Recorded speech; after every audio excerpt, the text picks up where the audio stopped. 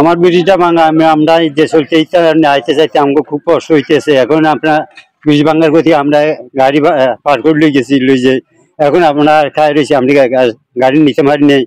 আমার ব্রিজ ভাঙা আবার বাইতে আবার রাজ্য ঘুরিয়ে আইতো না, আমার শর্টকাটে ফালাই তুই আমি যদি ইন্ডিয়া আসি তাহলে আমার কদুর বাস যাই, আমি কদুর কাজ করতে পারি না। আমার ব্রিজ ভাঙনে অতি তাড়াতাড়ি করেছে, আমি চাইতে আমার ব্রিজটা কদুর কাজ হবে। আজকে দীর্ঘদিন ধরে কিন্তু এই ব্রিজটা ভাঙা, প্রায় 11 থেকে 11 মাসও হবে। কিন্তু এখানে পিকআপ হইতে, অটো হইতে, সিএনজি মানে অনেক গাড়ি চলাফেরা করে, কিন্তু আপনার এই ব্রিজটা দিয়ে যাবার মতো মানে কোনো পরিবেশ নাই। স্কুলে পোলাপান তো আছে, এখানে আপনার কৃষ্ণপুর থেকে আপনার তফুইয়া, রাজাপুর, মনপাল, ষোলদানা, মামেশ্বর, শেরপুর, দিগজাল, বড়মুই, আতাগড়া নানান এইভাবে এলাকার মানুষগুলো এখান দিয়ে বেশি অংশে যাতায়াত, অনেকগুলো মানুষ যা বলার বাহিরে। কিন্তু আপনার এটা একে একে বহুত দরখাস্ত দেওয়া হয়েছে উপজেলা হইতে, আপনার প্রশাসনের কাছে অনেক কিছু দেওয়া হয়েছে, কিন্তু কোনো কিছুতে কাজ হন না।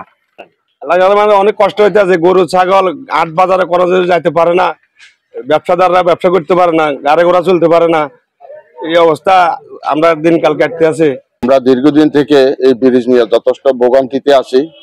আমার এলাকার প্রায় 7,000-8,000 লোকের বসবাস, 3,000-এর উপরে ভোটার। এখানে আশেপাশে 5-7টা গ্রাম আছে, তপইয়া, মনপাল, দিগজাল, ষোলদানা, পলকট। এই রাস্তাটা কৃষ্ণপুর থেকে মনারগঞ্জের রাস্তা পর্যন্ত যা পৌঁছেছে। এখানে হাজার হাজার মানুষ চলাফেরা করে, দৈনিক 5 থেকে 7,000 লোক চলাফেরা করে, 1-1.5 হাজার গাড়ি আপ ডাউন করে। ছোট ছোট বাচ্চারা স্কুলে যাইতে পারে না, বৃদ্ধা মহিলারা অথবা গর্ভবতী মহিলারা হাসপাতালে যাইতে পারে না। এই রাস্তার আমাদের খুবই প্রয়োজন। আমরা বারবার প্রশাসনের কাছে আমরা ইউনিয়ন পরিষদের দরখাস্ত করেছি, ইউনিয়ন অফিসের বরাবর দরখাস্ত করেছি, এলজিএডিতে দরখাস্ত করেছি, কিন্তু আমরা এটা কোনো প্রতিফলন পাই নাই। আমাদের এই ব্রিজটা 1997 সালে নির্মাণ হয়েছে।